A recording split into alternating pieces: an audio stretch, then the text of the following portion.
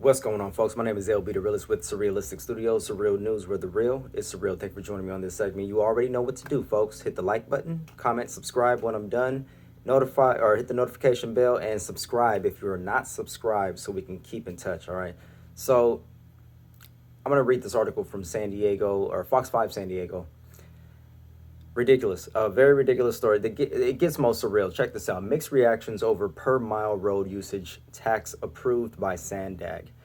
Mixed reactions over per mile road usage tax approved by SANDAG. I'm sorry.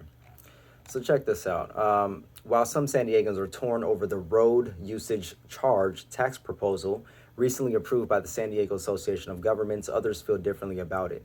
Under the $163 billion plan, drivers will be charged a few cents for every mile they drive locally as a way to fund roads and transit improvements.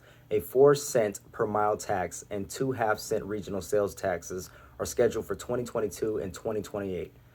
They want to charge us every single mile. They want to tax us to drive. They want to tax us to drive. I kid you not. This is our reality. This is what we're doing here in California.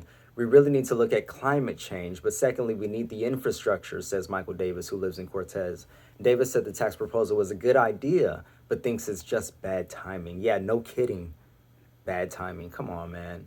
It's a great idea when we get out of the pandemic, when people start working, when people start paying the bills, charge cards, and so forth. Davis said. People with multiple kids, it's very hard. Maybe one car, maybe 2 cars, so they're going to be paying twice as much. Others say they haven't seen the results promised from other tax hikes, like Senate Bill 1. If you see the improvements on the road and you were to see everything that is happening because of the tax increase, then it would be great, said downtown San Diego resident Mike True. But I don't see that much, and we're already paying so much. Exactly. We're not seeing what we're paying for here. There's been mixed reactions from politicians too. San Diego Todd Gloria said earlier this week the funds are needed for a regional transportation plan that aims to tackle a number of big ticket items. The 30-year, well, yeah, but why do you got to charge the little guy? What sense does that, like, you keep extracting more and more money. We got enough taxes. We pay enough fees. It's expensive enough to live in the city. And you just keep adding to the expenses. Like, it's not sustainable. None of this is sustainable. The 30-year plan would slash greenhouse gas emissions and introduce everything from new public transit hubs to freeway improvements that ease commutes, according to SANDAG. Officials also say it will give a helping hand to low-income residents whose lack of transportation options limit their opportunities. Conservatives like radio host Carl DeMao criticized the existing high taxes in California. The proposed mileage tax is meant to eventually replace gas taxes, which haven't generated as much with electrical vehicles on the road. However, there are lingering questions on how the mileage would be collected and reported exactly. They're going to start tracking. They want to track every single thing. How would they track, and how would you know? Drew said. I mean, I thought it was just going to be a tax to increase the price of gas, but if we're going to start tracking cars, tracking phones, I think we have already got enough of that. A similar state pilot program signed by Governor Gavin Newsom in September relies on odometer measurements or GPS tracking to determine the number of miles driven. The final 2021 Regional Plan and Environmental Impact Report is expected to be released in late November. After that, the SANDAG board will vote to adopt the plan at its December 10th meeting. What a crock of crap. I'm not paying to... No. You got me. No. You know, I never thought I'd see the day when I'd actually consider moving out of California. Like, you know, I know a lot of people say that, and don't get me wrong, I'm a Cali boy.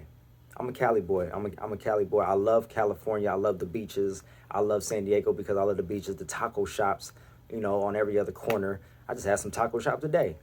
You know, the weather is just, you know, impeccable, incredible weather, incredible people. We got so many different people, black people, white people, Mexican people, Puerto Rican people, Somalians, Egyptians, East Africans, West Africans, South Africans, North Africans. We got everybody out here. It's just a beautiful place to be. But man, if you don't have money, this is beginning to be a place where you don't want to be. You know, it's like beginning to be for the elite. Like the best cities are for the elite. Houses are for the elite. You know, cars now are going to be for the elite. It's everything that was normal just a few years ago is not normal anymore. It's becoming out of reach. Now we can't even drive freely. We can't. We pay for gas already. You know, but now we can't drive freely. We're going to be charged every single mile we drive. Oh, lordy, lordy, lord. You know what? I hear Texas is looking pretty good. Oh no, but they got abortion issues. How about Arizona? I don't know. It's really hot in both of those places. Washington. How about Washington? I don't know. They got beaches though. Leave me your thoughts down below, folks. Where should I move if I don't want to pay to drive on these California streets and roads? Leave me your thoughts down below. Like this video, subscribe, hit the notification bell, all that jazz. Love, peace, and light, folks. Until next time, do something kind and rewind. And I'm out. Lordy Lord.